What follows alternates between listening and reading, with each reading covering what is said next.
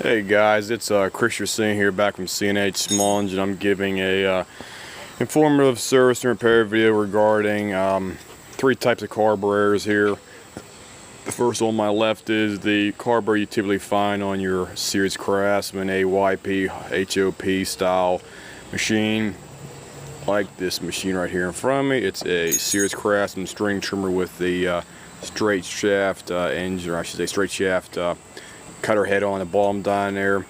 And the carburetors they typically have on these machines are the Walbro or Zama types right here, as you see in front of me. These ones right here. This one's actually off a, I think a snow, or not a snow blower, a leaf blower. And the other ones up here in front of me are off of various machines like a chainsaw or leaf blower or string trimmer. This one right here up here was actually off this machine right over here in front of me right here.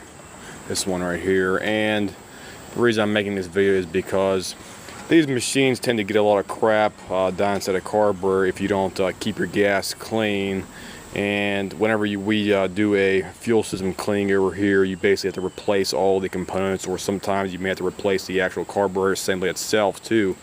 And that usually involves taking the whole thing apart on there and cleaning it out, and also replacing the fuel lines as well. You can see these fuel lines right in front of me here.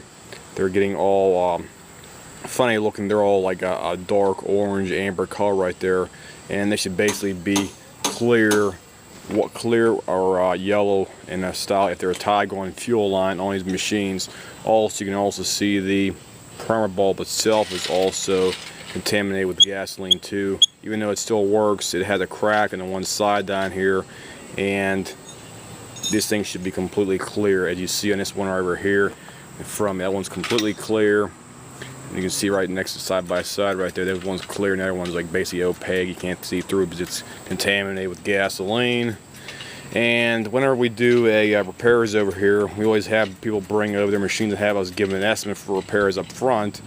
And sometimes if a customer doesn't authorize to have the machine repaired and they want the machine reassembled, we basically cannot guarantee how the machine's going to run, because anytime you take a fuel system apart, like the one in front of me here, this is a carburetor off a Pulsa-Prime, about 3 horsepower classic Briggs and Stratton engine. These things fit down on top here like this. Get that in there.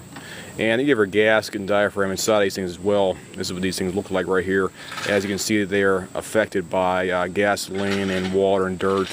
Basically, that stuff gets down inside there and causes all kind of problems. The first thing is most of the time it won't start, or hard starting, or if you run too rich or too lean, or surging, or starting up and dying out.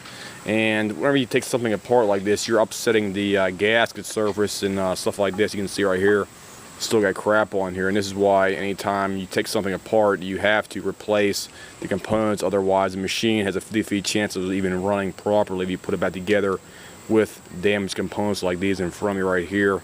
You can see this thing's all warped and cracked and stuff like that from the ethanol and the gasoline. And this is a typical engine they're off of right here.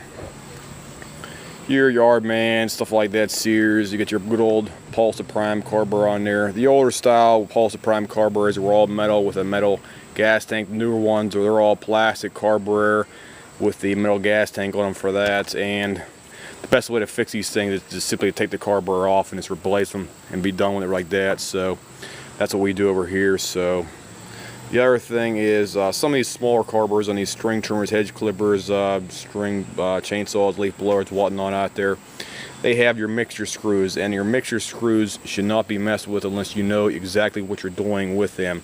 And I say that because if you make it too lean or too rich, you can damage your engine. And these mixture screws, they have various lengths, types, and sizes as well here. Some of them have aluminum caps, some of them don't. You can actually see these ones right here in front of me here. Sometimes you can tell which one's a high speed and which one's a low speed, because generally the high speed one right here is the one with the stubby end on here, as opposed to the one with the longer end right here is usually the low speed. These ones up in front of me, these ones right here, these are basically identical in length and size on there. And the other one up in front up here is almost virtually identical too. It's the same length, same diameter, but they basically do the same thing. You might want to interchange them, but I would not recommend that, because if something happens, like you damage the holes where they go into on there, you might just have to buy a new carburetor.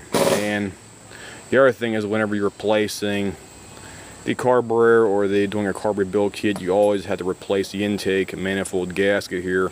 As you can see on this one, that basically the gasket is completely stuck to it on here. This is actually off this machine over here and from over here, and this is what the gasket looks like. It's all cracked up on here from being stuck on there for probably about 7-8 years on here, and you have to replace those gaskets, because if you don't, they will not seal right, and you have air leaking problems around the outside edges on it for that, and will not run right. So if you have any questions, comments, you can leave them on my YouTube channel here. These typical carburetors are like your Walbro WT series or the Zamas out there. I think these are all Walbros right here. Yeah, that's a Walbro too. And this is a Walbro too. This thing is off a chain, so I think it may be, but I don't know exactly. They're all Walbro WT style series right here. So some of them have interchangeable parts, others don't, but the main jets more than likely are not interchangeable too. And they also have limiter caps on them, because the manufacturer does not want you to be screwing around with the adjustment metering screws unless you know exactly what you're doing. So please do not mess around with it unless you know what you're doing. If anybody has any questions, you can just email me here on my page. I'll see you.